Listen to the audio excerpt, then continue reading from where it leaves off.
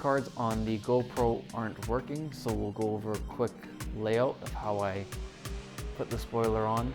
So I marked off 2 points here from the corner down, and then the corner up here down, so 8 inches, and I measured right across to here, and then from here, that full distance, divided it in half to get the point here of the center.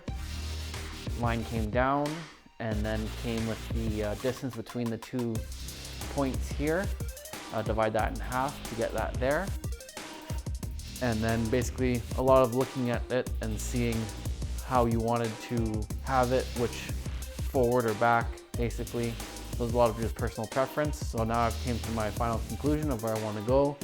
Now I'm going to start drilling my holes here and here, here and here, and we'll go from there.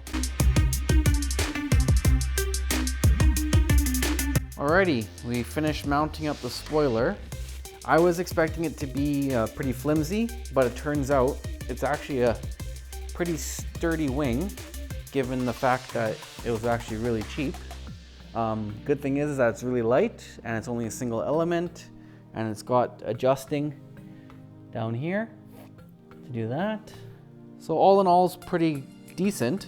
Well, pleasantly surprised on it, very surprised. But I guess we'll see once we actually take it to a track day if it's going to do anything or not. So the only couple things was that these were the original end plates that came with it. I didn't personally like the look of them, so instead I went with the World Touring Car kind of look of the 2006 to 2008 era, with the square edge here. I made this out of aluminum, and I'm going to add stainless steel hardware all around, and I'm also going to do some silicone around here as well to stop any water from getting down into the trunk. So again, let's take a look inside the trunk and see. So obviously we had to remove the liner, but you can see the bolts here, and I had to cut out the hole here to access this bolt because it's you can see there's 2 different plies of metal.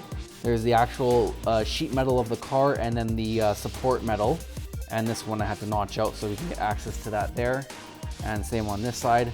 So again, I'm going to just switch all this hardware to stainless steel hardware so that we don't have any rusting coming through, and that will be that. I'm not going to put that back up.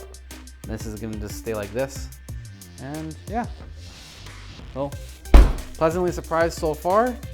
Guess we'll be able to test it and see if it actually does anything, if it's actually any good.